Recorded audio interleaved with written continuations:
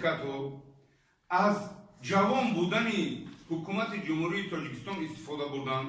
Бисёр ширкатҳое ки на дорои техника, на дорои технология буданд, дорои иҷозатномаи ин ё он кони ҷумҳурии Тоҷикистон шуданд. ва ин ташхисҳо чӣ нишон доданд?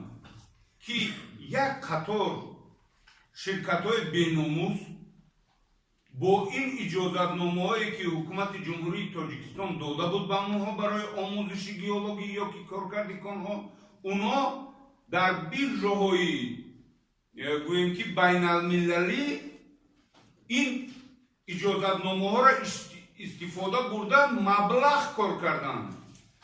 Маблағ просто так кор карда намешавад. вақте ки иҷозатномаро пешниҳод мекунанд, таърифу тавсиф мекунанд ба дараҷаи баланд ҳукумати ҷумҳурии Тоҷикистон ки дар ҳақиқат фазои сармоягузорӣ дар ин ҷо вуҷуд дорад. вақте ки ва ё мехаранд, баъд мебиёянд инҷа мебинанд ки қонунҳои ҷумҳурии Тоҷикистон иҷозат намедиҳад иҷозатномаро бе иҷозати ҳукумати ҷумҳурии Тоҷикистон ба сеюм нафар додананд. ва онҳо он ширкатҳое ки маблағ сарф карданду хариданд ин иҷозатномаҳоро ба як қазияҳои гӯем ки мухолиф бархурдор мешаванд дар Тоҷикистон. ва вақте ки баҳс мекунанд бо ширкати аввалияе ки фурӯхта буд, вай мегӯяд мана мо ҳам хел фикр карда будем ва ба бадкунии гӯем ки ҳукумати ҷумҳурии Тоҷикистон мегузаранд. ва барои ҳамин мо 3 соли охир комиссияи ҳукуматӣ манъ кардааст то нуқтаи охирон ҳалталаб нашавад, дигар иҷозатнома дода намешавад. ва ҳамаи ҳамин шарту талаботҳоро мо ҳаракат карда истодаем ҷо кунем дар шарту талаботҳое ки аз ҷониби ҳукумати ҷумҳурии Тоҷикистон пешниҳод карда мешавад. ин якум қисмати масъала.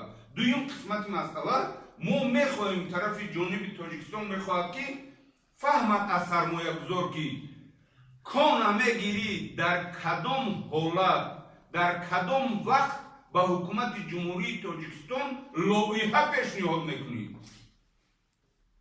вақти муайян 3 моҳ аст, 1 сол аст, 1.5 сол аст, мутахассисои мо баррасӣ мекунанд ва ина қобили қабул мешуморанд ё намешуморанд, ин дуюм масъала.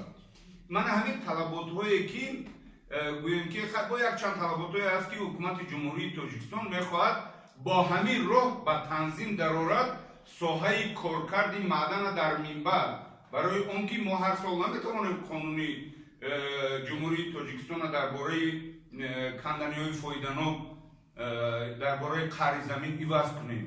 соли 94 қабул шуда буд, мана то имрӯз фаъолият карда истода зиёда аз 20 сол. ва имрӯз ҳукумати ҷумҳурии Тоҷикистон мақсад дорад ки қонуни нави ҷумҳурии Тоҷикистон дар бораи қаъри замин таҳия шудааст ва ин бо ҳамон шарту талаботҳо қабул шавад ки минбаъд 20 солаҳо 10 солаҳо ба ҳукумати ҷумҳурии Тоҷикистон, ба халқи ҷумҳурии Тоҷикистон ба манфиат кор кунанд.